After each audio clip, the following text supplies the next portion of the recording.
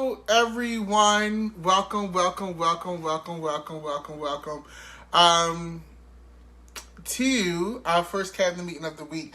Now, I want to kind of zero in because I haven't really talked about the impeachment trial much. I've kind of been seeing how that's been going. That started this week. So it's been interesting. We're in day 3. So I think it's a great time to kind of dive in and see what's going on. A lot of developments, a lot of things that we already know, per se, that's not really news to anyone. Hey, Cheryl, what's going on? Hello, everybody. I see you all logging in. Daphne, what's going on in Michigan? Y'all about to get some snow out there. Clarissa, Leandra, my love. Hey, what's going on? Lana, yes, the nails. You know, I always keep them done. I actually have an appointment on Saturday for a new set. Mississippi in the building, Kimberly. Shout out to Mississippi. Markia. Alicia. Hey, Alicia in Georgia and Augusta. Jamar, of course. And Constance. Hey, Constance, my love. So we've got a lot to discuss. But not really at the same time. So, the impeachment trial. If you've been under a rock this past week, basically Donald Trump's second impeachment trial is going underway right now. And the House impeachment managers are basically bringing the case to the Senate. They're basically the ones who are kind of like the prosecutors, the lawyers who are responsible for, making the case of this is why Donald Trump should be impeached. Although we all know it's a farce, it's really no question as to why he should be impeached, but it is what it is. There has been a lot going on. They showed this new footage and bitch! First off, I just want to say this. The footage reminds you of a high school football game that just went nuts, right? These people are hooting and hollering and yelling and, you would think that they were at a damn sports, function or venue. It was actually, it was disturbing in a way that you're like, these people are not mentally all there.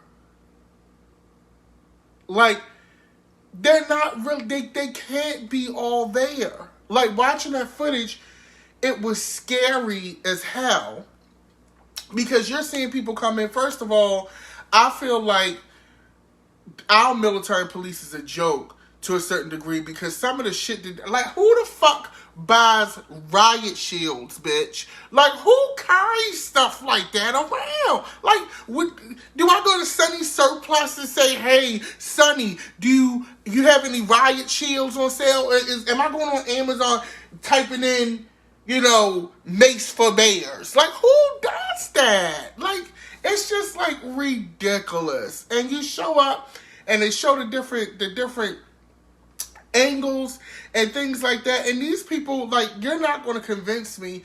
Some of these people were coming to take hostages. That's just what it is. They were coming to take hostages, and there's no way around that. It's no way that you're going to convince me otherwise. They was about to have Mother Romney in the cuffs, bitch. He was about to be in the cuffs. He was about to be cuffs. We're calling it forever. Cuff down, bitch. Okay? Mother Romney. Speaking of Mitt Romney, bitch. I ain't never seen an old white person shuffle that fast in my goddamn life. Okay, so if you've seen the video that I'm talking about is the video that they played on day 2, I believe, of the impeachment trial. And Officer Eugene Goodwin, who's basically, the Sir Lancelot of Congress at this point, bitch, was coming down, the hallway and basically telling him, no, Mitt, we gotta go. So the thing is, Mitt Romney, one thing I gotta give him, he didn't ask no questions. He didn't pause. He didn't say, bitch, what's tea? When he saw Eugene Goodman running down that bitch, he did a Huey and he was gone. I ain't never seen an old white man run that fast in my goddamn life, okay? It was crazy. Crazy, crazy, crazy. Now, one thing that I find interesting is how they piece the footage together. And government, I'm going to say this. Government has a way of being very detailed and making themselves, how should I put this, appealing to their humanity by appealing to yours, if that makes sense. Like, I've never seen this much detail. Like, oh my God, we were under fire. And yes, they're human beings, I get that. But I question if this level of detail would be put into a everyday regular person's dangerous situation like this. You know, as we all know, we know when there's a saying, especially, you know, in inner city areas, urban areas, you know, when you kill a cop, bitch, the whole goddamn neighborhood, the whole area gonna suffer. You know what I'm saying? Versus you kill somebody Joe Blow and they'll do the investigation and it'll be like whatever. So it's definitely a difference, and I definitely feel like in watching pieces of this trial, you know, there's this like hidden, this bubbling outrage. And I feel like, you know, hey, you got a taste of the everyday person's life. But that's neither here nor there. The House impeachment managers, I think, have been doing a great job. They've been laying out the sequence of events. And one person I want to highlight, right, because I saw this on social media, and, you know, I try not to make such a big deal about presentation and, you know, all of that. But let's face it, right? In this world, no matter how qualified you may be for a gig, and this person is definitely qualified for her gig that she's doing right now, but presentation takes it to the next level. I have a saying that I always tell people: beauty is a currency. Okay? Beauty is a currency, meaning that looks matter. Okay? You know how I know looks matter? Because some of these same people that watch this channel on YouTube have so much to say about my weight. No matter how much information I'm giving or how much insight I'm giving, there's comments about my weight. So, beauty is a currency and it matters. And it sits in your head. And so Stacey Plaskett, okay, who is a Democrat, she's a delegate from the Virgin Islands, is one of the impeachment managers. Mother came in, she was given blue dress, it was given, you know, cape sleeves with matching mask. I mean, she was giving you life. And she was running down, you know, the impeachment proceedings, and the series of events in the video, rather. And, you know, it kind of took the internet by storm because we love, you know, a strong black woman up in garments. We just do. That's what it is. So now everybody looking at Stacey Plaskett, which is great for her. Also, too, Stacey Plaskett actually made history because she is one of the first, I think she's like the first delegate. Plaskett is a delegate who's on this House Impeachment Committee, this House Impeachment Managers Committee, which is unique because she represents a territory rather than a state. That's why she's a delegate. So she's not Congresswoman or, you know, Senator, you know, Plaskett. She's Delegate Plaskett because she represents a U.S. territory rather than a state, which for me, I think is fucking foolish. I mean, I that's ridiculous to me, but hey, that's what it is. Also, too, being a delegate, she's not able to cast votes on the House floor. I didn't know that. That's something new. So she couldn't cast a vote of whether Trump should be impeached or not. That's something that we learn every day. And somebody just said she's a Delta. So for, you know, people into fraternities and sororities, she's a Delta. I don't know what their sign is. I just know the scary weight. That's the only one I know. And I know that's probably the AKAs, but I'm sorry. But anyway, she's a Delta. And she's a delegate. She's a Delta delegate, okay? So she couldn't vote. So she's been one of the leads in laying out the case. I find it very interesting that they have the black woman being one of the leads laying out the case for the impeachment. So she's made history in that regard because she is a delegate on this House Impeachment Management Committee. So kudos to Stacey Plaskett. And they have several impeachment management committee members who are all like a team, like council that gets it together. The whole free speech angle that Trump is using, I think, is ridiculous. And they brought up a very interesting point. Remember in Michigan, this was back in, I believe, April of 2020 when COVID, it was like giving COVID, bitch. It's like the new shit that's out, bitch. Everything was new, bitch. It's giving COVID tease, right? They stormed the Capitol in Michigan because Gretchen Whitmer, who is the governor of Michigan, mandated that, people wear masks. And so they got an attitude. What I'm finding is this. These far-right groups always talking about impeding on people's rights and upholding free speech and rights, but they just never go about shit the right way. For a group of people who always have something to say about Black Lives Matter and people of color and how they need to go about stuff and follow the system and follow the rules, these motherfuckers can never do shit correctly. So they stormed the Capitol. Also, too, from that same group, it was a conspiracy to kidnap Gretchen Whitmer. The storming of the Capitol was actually successful in Michigan. Like, they actually did it. It was a whole thing, right? So that was like a test run. So from that test run, they was like, all right, sis, we're going to take this national. And they went to the Capitol. And, of course, under Donald Trump's direction.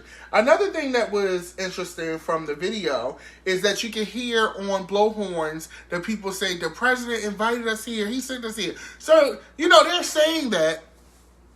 And I don't know if it's because they're just 14 karat stupid or if they are doing that to kind of like use that as a cover. But nevertheless, having them on camera saying that shit does not bode well for your case, Donald Trump.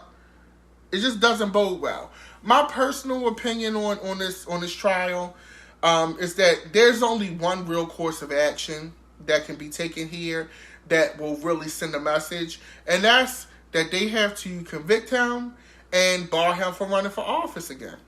That's just the bottom line. The only thing that scares me about that potentially is that in this case, barring Donald Trump from running for another office makes sense. I think it is pertinent to national security. However, what I'm concerned about is because, let's face it, we're playing on a football team in this country. We're in two different football teams. My concern is that what's to stop a Republican council, when they get control, from impeaching a president, probably going to be a Democrat, for something that doesn't warrant this and say, oh, you can't run for office again. So we're in this like tit for tat kind of thing. And I personally don't see how we'll get out of it. To be honest, I sometimes you just got to let people fight. And I don't condone violence. I'm not promoting it. But I feel like that's the only way you can move forward in peace. Sometimes you got to let people fight.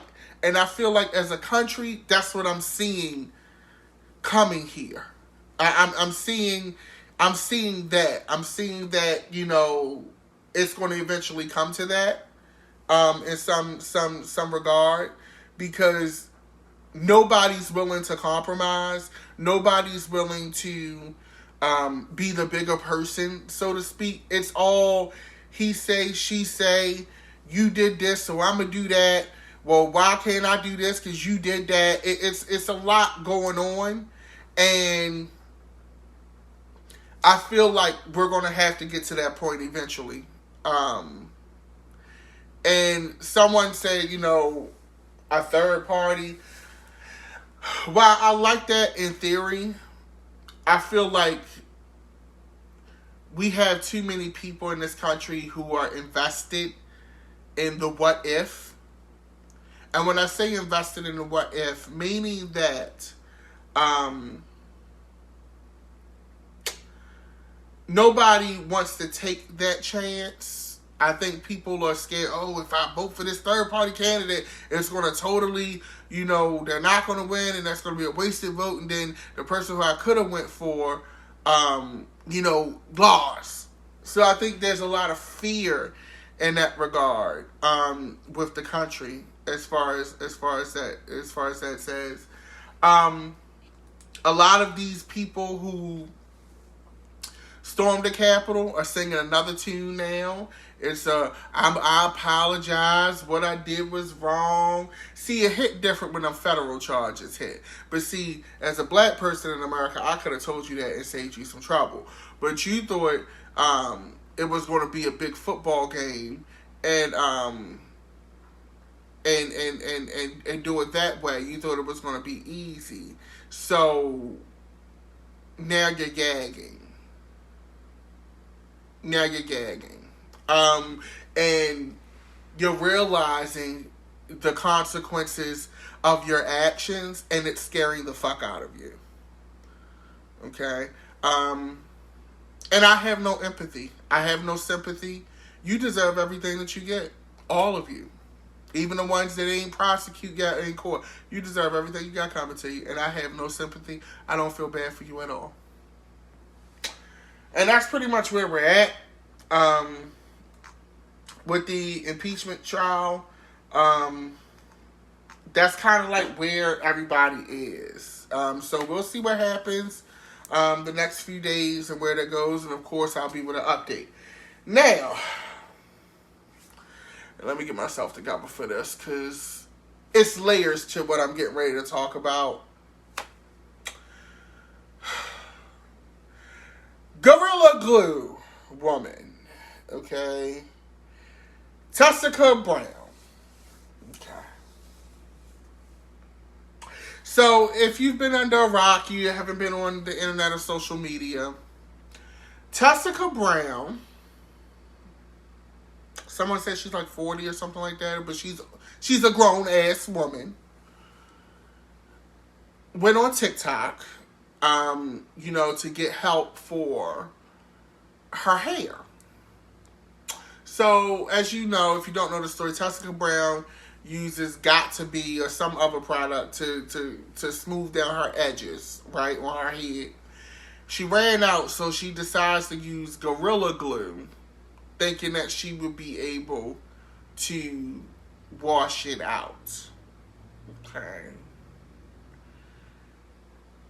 Instead, the Gorilla Glue got stuck to her head. Now, I have a question. One question is, when you were applying the Gorilla Glue, and I guess you didn't use your hands. You probably used a brush or a comb or something, because I'm surprised your hands didn't get stuck to your head.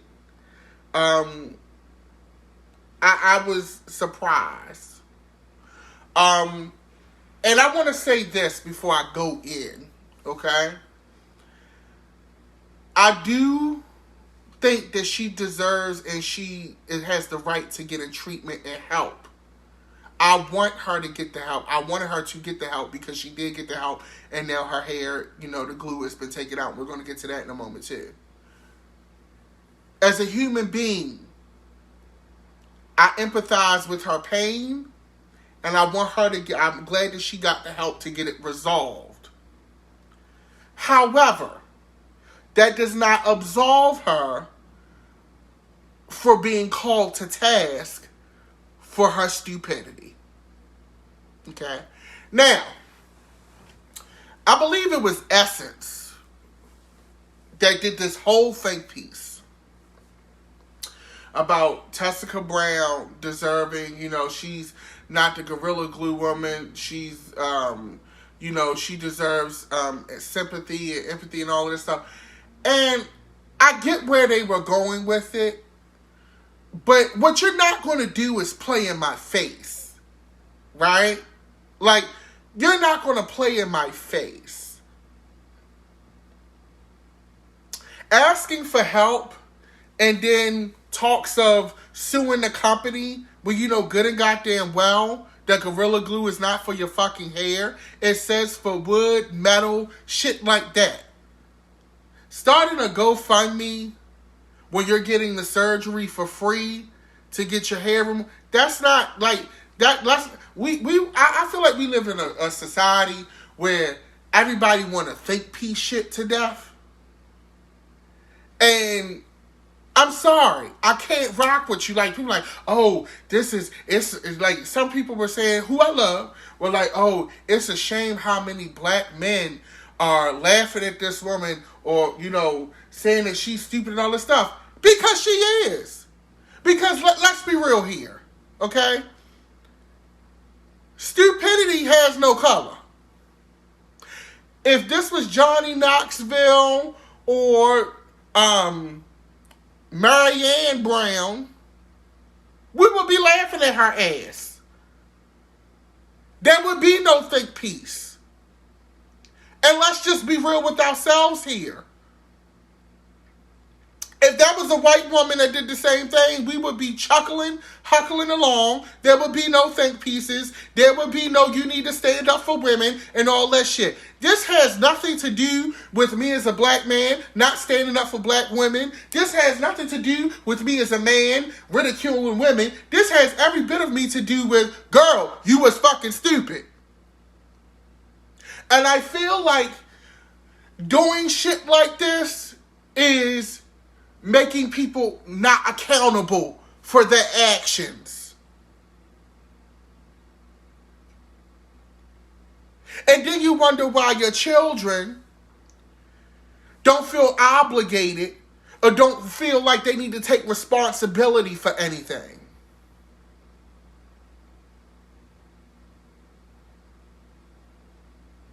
You understand what I'm saying? It's about accountability. And let's be real here. Yes, you went to get help, but you didn't have to go to TikTok to get help. You could have went to the doctors to get help. Not saying that you didn't, but there are plenty of people, medical professionals, you could have went to the news. You went to TikTok, sis. And some would say, well, that's all she know. When you go to the public and you do something stupid like that, you have to be prepared for a public reaction. And the public reaction is not going to always be in your favor. If you don't know that, then think about how, I want everybody to think about this. How many fucking celebrities do you talk about and make decisions about their lives and what they should be doing with their lives, and you've never met these people a day in your fucking life? You don't know these people. But celebrities deal with that every day. So, I'm sorry that you did something stupid and you decided to broadcast it to the world. But when you broadcast to the world, there are going to be a litany of reactions. Now, one thing I want to speak on is this. I'm going to dig a little deeper now. Because I basically said we ain't going for the shits, Tessica. And it's not even that she said that. But for people that say that, right? Remember I said beauty is a currency. Now, let's make it about black women with this. You wanted your edges to lay down that bad. You were so unhappy and unsatisfied with showing the natural state of your hair texture that instead of you putting on a scarf or just wearing your hair in its natural state, you'd rather put Gorilla Glue, a toxic construction grade glue, in your hair so that your edges lay down and you appeal to a greater society.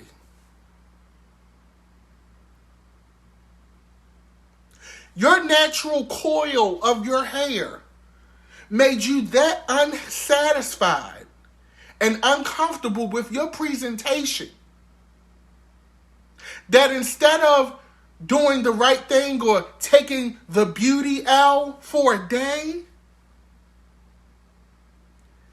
you'd rather put glue in your head.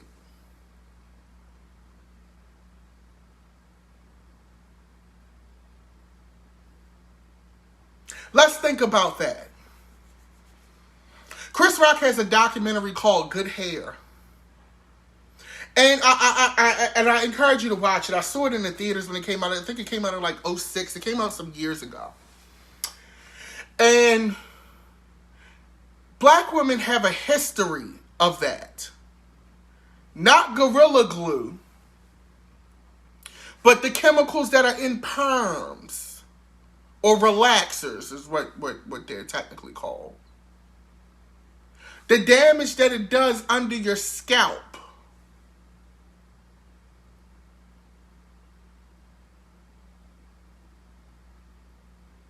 And some people are saying, well, she's a teacher. She may not be able to wear her hair natural. That's another question that we have to put on the table.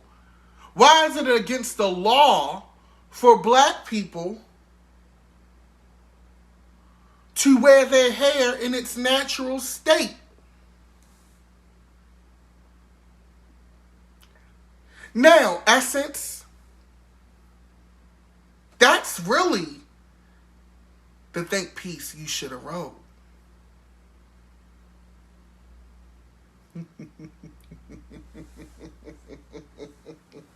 That was the think piece, Essence. Okay?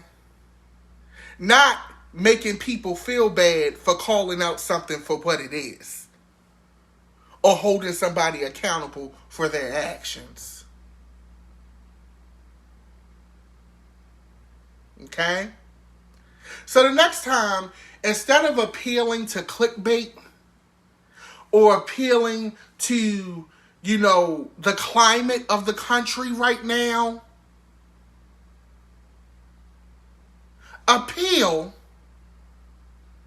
to common sense. Appeal to a greater issue, a greater problem.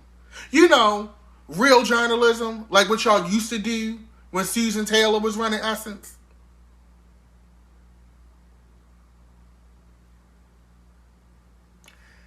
I'm just saying. Now, the good news is that she did get the glue out. Okay? And what I'm happy about is the doctor that got it out is a black man. And I love it because he figured out let's go over this. He created his own solvent to get the glue out. Something that nobody was able to do. Okay? So he's a pretty famous, doctor. His name is Michael Obeng. Now, ever since this done came out, they done dug up the man backstory again, his whole life, putting his personal business in the street. I'm not going to discuss that. I'm going to discuss the greatness, okay? So he did the procedure for free, which we know technically wasn't free because all of the exposure he's going to get from it is going to give him even more clients. So he did the procedure for free. It cost around almost $13,000. Just a little background on him. He co-starred on a reality show on E! Called Second Wives Club with his wife Veronica in 2017. And he's worth about $8 million. So it ain't like he's this poor doctor that's like, ooh, I need the press. He got some coins, okay? So he put together a solvent, and it consisted of some acetone, olive oil, and a bunch of other shit. I'm sure he's going to get this patented, right?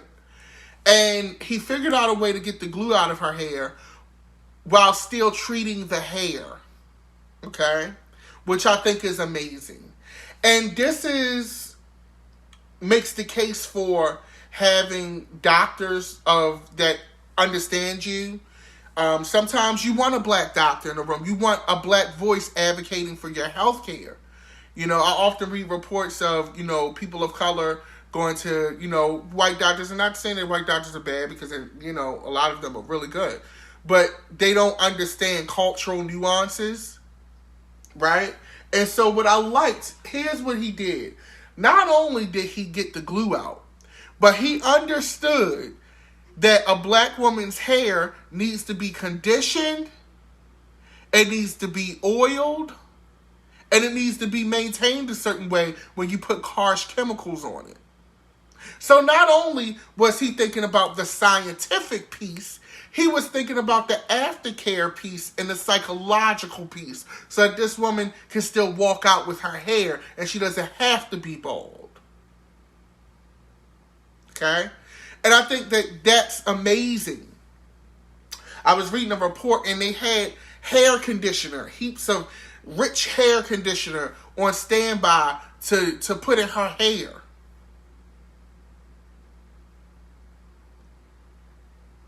And I think that that's so important. That's such a referendum on having people in the room who know you, who come from your experience and can actually understand the care that you're going to need.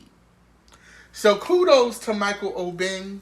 TMZ filmed it, which I get it. I'm not mad. Okay.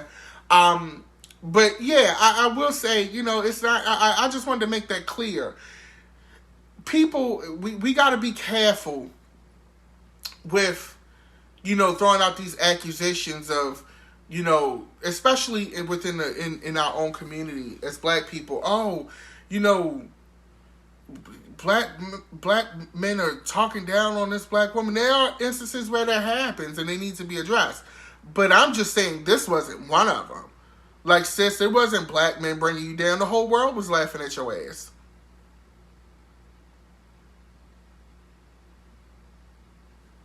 So, it is what it is. But with that being said, tomorrow I'm going to be watching Judas and the Black Messiah. Okay. I'm excited for that film. That's on HBO Max for those of you who are going to ask. So I highly recommend you watch that. We're coming up on Valentine's Day weekend for all of you single people, all of the single ladies, all of the single, folks. I sympathize. I am with you. If you want to watch the channel, you can always do that on youtube.com/Secretary of Shade. You can also donate to the channel via Cash App or Venmo at Dapper Dan Midas, and follow me on all social networks as well. With that being said, I am going to go relax and watch some WWE. You guys have a great evening. Stay blessed, stay encouraged, and I will see you soon.